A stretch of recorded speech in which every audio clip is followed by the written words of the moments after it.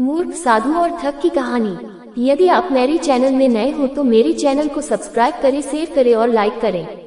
धन्यवाद। एक बार की बात है, किसी गांव में एक साधु बाबा रहा करते थे।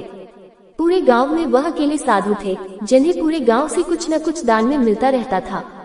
दान के लालच में उन्होंने गांव में किसी दूसरे साधु को नहीं रहने दिया और अगर कोई आ जाता था तो उन्हें किसी भी प्रकार से गांव से भगा देते थे।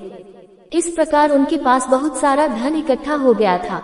वहीं एक ठग की नजर कई दिनों से साधु बाबा के धन पर थी। वो किसी भी प्रकार से उस धन को हड़पना चाहता था। उसने योजना बनाई और एक विद्यार्थी का रूप बनाकर साधु के पास पहुंच गया। उसने साधु से अपना शिष्य बनाने का आग्रह किया।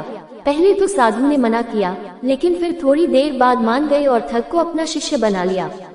ठग साधु के साथ ही मंदिर में रहने लगा और साधु की सेवा के साथ साथ मंदिर की देखभाल भी करने लगा।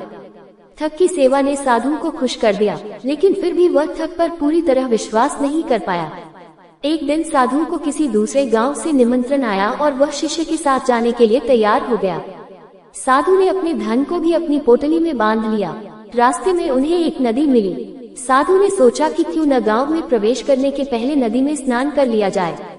साधु ने अपने धन को एक कंबल में छुपाकर रख दिया और ठग से उसकी देखभाल करने का बोलकर नदी की ओर चले गए। ठग की खुशी का ठिकाना नहीं रहा। उसे जिस मौके की तलाश थी वो मिल गया। जैसे ही साधु ने नदी में डुबकी लगाई, ठग सारा सामान लेकर भाग खड़ा हुआ। जैसे ही साधु वापस आया, उसे न तो शिष्य मिला और न ही अपना सामान। साधु ने ये सब देखकर अपना सिर पकड़ लिया।